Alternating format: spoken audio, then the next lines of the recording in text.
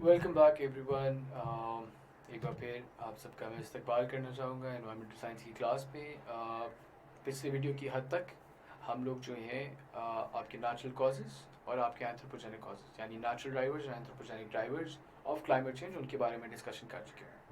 अब मैं ज़रूरी समझता हूँ कि आपको थोड़ी बहुत ग्लोबल प्रोफाइल जो है उसको दिखाऊँ कि ग्लोबली देखा जाए तो दुनिया के कौन से हॉट स्पॉट्स हैं जो कि ज़्यादा से ज़्यादा एमिशंस कर रहे हैं और फिर दुनिया के टॉप पोल्यूटर्स कौन से हैं। एंड देन अगर देखा जाए तो कौन से मेजर सेक्टर्स हैं जिसके अंदर हम डिस्ट्रीब्यूट कर रहे हैं। तो तमाम चीज़ें हैं जो कि हम अब डिस्कस करते हैं। अगर आप इस बात के ऊपर थोड़ा गौर व फिक्र करें, सबसे पहली बात तो ये कि 2016 ऑलरेडी लिखा हुआ है, बट इस मामले में the year does not matter because ये जो इंटेंसिटी दिखाई जा रही है ना ग्राफ के अंदर, उसके अंदर कोई फ़र्क नहीं आया हुआ। सो आप अगर देखिए आपका जो सबसे डार्केस्ट कलर्स हैं they are the biggest polluters in the world. ठीक है, और वो कहाँ हैं? एक यहाँ है और ये यहाँ है। This I am sure all of you can guess is China. China is almost responsible for 23% of global emissions. 23%, almost 23%. In the same manner, US is responsible for almost 19% of global emissions.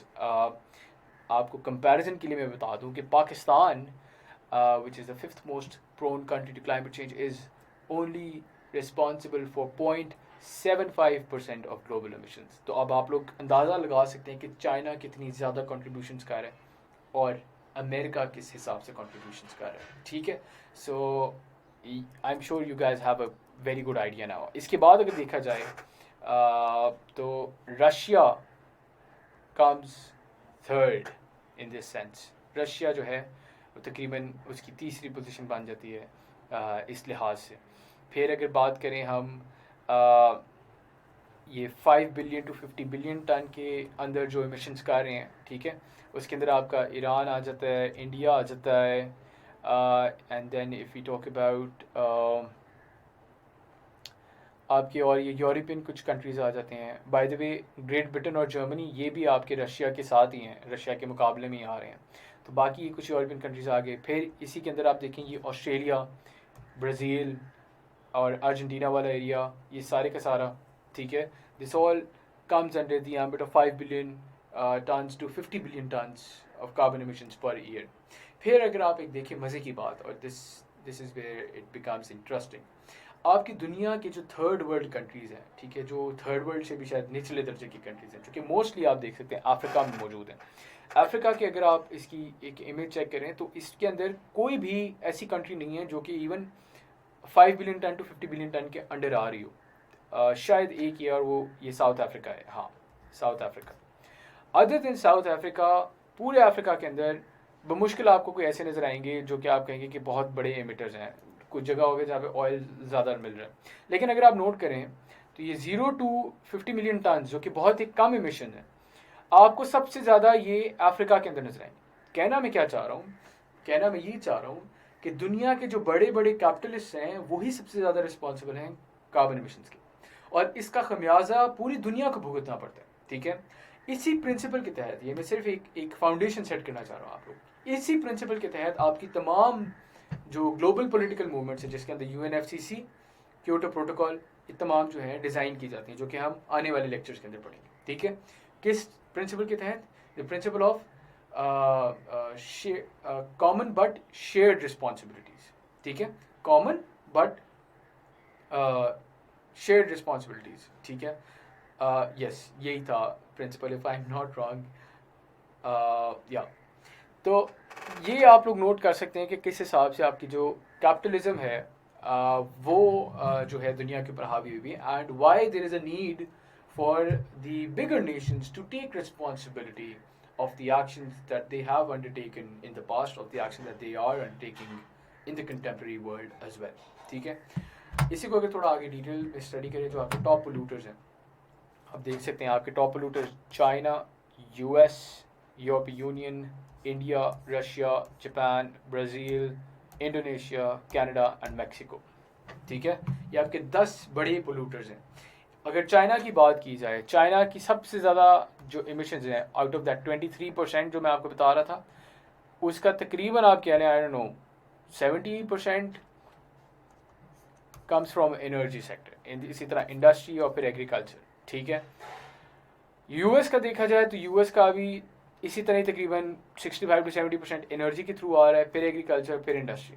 आप देख सकते हैं कि ये 10 biggest polluters में सारों के सबसे ज़्यादा जो मिशन आ रही हैं वो एनर्जी सेक्टर से आ रही हैं। So energy is a big big problem in the world, और ये हमारी सबसे ज़्यादा कंज्यूम की जाने वाली कमोडिटी भी है, और उसकी वजह से जो मसले मसाइल आ रहे हैं वो आपके सामने आप इस मैप के थ्रू देख सकते हैं, ठीक है। तो अगर आप लोग इसको डिटेल में स्टडी करना चाहें तो दिस इज़ दी सोर्स जिसको आप लोग फॉलो कर सकते हैं, world resource institute carbon emission profile.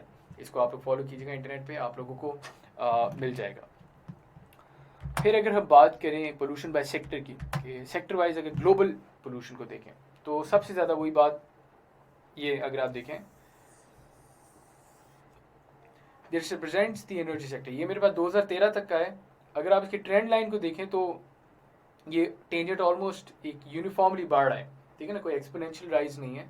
So I can see कि ये ऊपर पहुँचते पहुँचते तकरीबन 40,000 को क्रॉस कर गया होगा अब तक। ऑफकोर्स 40,000 को 2020 तक वो क्रॉस कर गया है, इसमें कोई शक वाली बात नहीं। फिर अगर आप इधर देखें इंडस्ट्रियल प्रोसेस को देखें, इंडस्ट्रियल प्रोसेस तकरीबन दे लाई अराउंड हेयर, यहाँ पे जा रहे हैं। एग्रीकल्चर और वेस्ट को देखें, एग्रीकल्चर ये है, and then waste is also somewhere, waste is actually here, right, ठीक है। तो ये आप लोग देख सकते हैं कि this also becomes this is also a cause of concern for us, and it is extremely important that we abide by sustainable development, and it is extremely important that we find ways of reusing our waste, of creating urban centers that are sustainable, and abiding by the phenomenon of new urbanism, ठीक है। ये जो मैं अल्फाज बोल रहा हूँ ये इनसे आपने परेशान नहीं होना, क्योंकि ये वो चीज़ें जो कि मैंने आपको आगे सस्टेनेबल डेवलपमेंट में करानी है। तो मकसद मेरा इन वीडियोस में ये भी होता है कि आपको जहाँ पे मैं जो पढ़ा रहा हूँ तो स्क्रीन पे उसके बारे में बताऊँ, उसके साथ साथ मैं आपको जो आने वाली वीडियोज़ हैं उनके बारे में थोड़ी बहुत फाउंडेशन सेट करता रहूँ, ठीक है। तो ये वो चीज़ जो कि हम सस्टेनेबल डेवलपमेंट में वैसे तो पढ़ेंगे, बट अब आप लोगों के सामने बहुत क्लियर होना चाहिए मेरे ख्याल से कि आपकी मेजर एमिशन सेक्टर्स कौन कौन से हैं, ठीक है, और कौन से एरियाज़ हैं जहाँ पे हमें एज अ वर्ल्ड काम करने की ज़रूरत दरपेश है, ठीक है। इस उम्मीद के साथ मैं आप लोगों से इजाज़त चाहूँगा, और अब अगली वीडियो के अंदर आप लोगों से मैं मुलाकात करता हूँ। तब तक के लिए मुझे इजाज़त दीजिए, बहुत बहुत शुक्रिया।